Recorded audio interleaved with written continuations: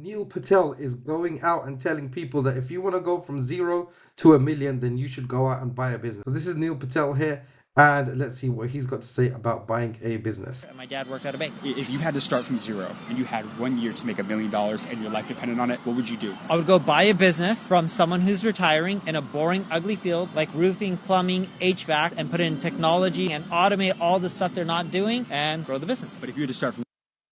See here, what Neil Patel is saying is that you have to find a motivated seller, a retiring old person. Now, it doesn't have to be in a boring business, boring industry, but it does have to be a motivated seller. And it has to be a business which is profitable and is making good turnover, good revenues, and good profit. And you should go out and buy a business. So that's what Neil Patel is saying. If you're starting from scratch or starting from a standing start, or if you're growing your business right now, then go out and buy a business, because that's the best way to get to 1 million as fast as possible. And then he's saying, of course, he's made all of his money on online marketing, in marketing itself. And he's saying go in and do all the things that they're not doing, automate, add systems, add technology, do online marketing, and grow the business that way. From zero, how would you get the money to buy that business? You would seller-based finance it. So you say, hey, you're retiring, you're 6 years old, you don't want your HVAC business anymore, I'll buy it from you. I'll put down 2x profit, which I can get bank financing for, and you hold the note and provide the rest of the financing. Will banks give you money? See here, Neil is talking about how you finance the deal, and ultimately financing the deal is exactly that.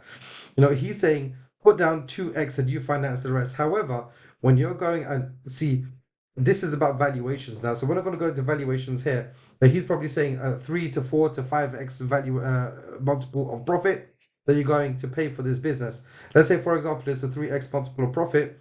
You go and get 2x multiple profit from a bank. In this case, he's talking about SBA loans. So you get 2x multiple profit from the bank, and then the rest the seller finances. Now, you can either go and get investors, or you can go to a bank. It doesn't matter, whichever way it is that if you can raise money from investors, then go there, because they don't have debt to pay off. And if you can't get investors, then you go to the bank, and then you go and get a loan. Now, in the US, there's the SBA loan, and in the UK, it used to be called a recovery loan scheme. I think it's called the growth something or the other, GGC or something like that. Whatever the case is, there's similar schemes out there in your country. You just have to go and find out what they are. But this is how you structure the deal. You structure the deal so you don't have to pay any money from your pocket, because it was his question. If you don't have any money, then how are you going to finance the deal? And Neil Patel has just shown you how. If you don't have any capital? Yes, they will, based on that business. And the government helps. It's called SBA financing. Wow. They don't... Right. There's something very important that Neil Patel says, and I say this with my value acquisition system.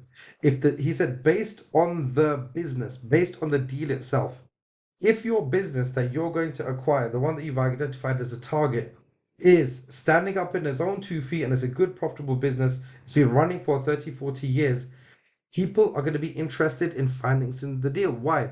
Because if it's got a good turnover, it's got a good profit, investors can see that it's maintained its position, even though there's been downturns, there's been recessions, and there's pandemics and all of these things, and the business has survived for 30, 40 years, then the business can survive even further, especially if it's got a great team, especially if it's got a management team in place. So investors will be very, very interested in financing that kind of deal. And if you can't find investors, then you go to the lenders. The lenders will be able to see, right, this can pay the debt service from the cash flow, and therefore we're willing to finance that deal. So if you find a great deal, then the great deals get easy to get financed. Now, what a great deal is, just because a business is a great deal pre-acquisition, it doesn't mean it's a great deal post-acquisition. And that's where you do need to do some analysis of what does it look like pre-acquisition and what does it look like post-acquisition. But if it does stand up the post-acquisition analysis and due diligence and scrutiny, then investors and lenders are going to be lining up to finance the business acquisition for you.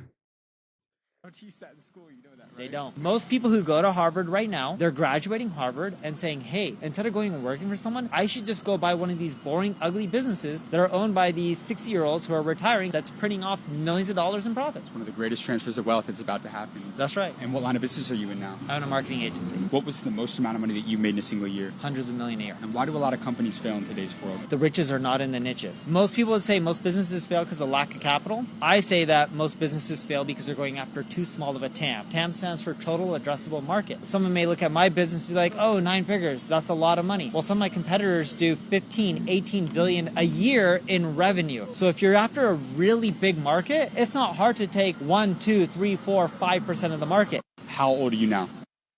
Right. So something else that Neil is saying is very important. So you need to stick at your one industry for a long period of time. Look, you're not going to do things overnight. It's going to take time to build the wealth that you're trying to create. Yeah, some people get lucky and they do it within 1, 2 years, and that's fantastic for them. Good luck to everyone if you can achieve that.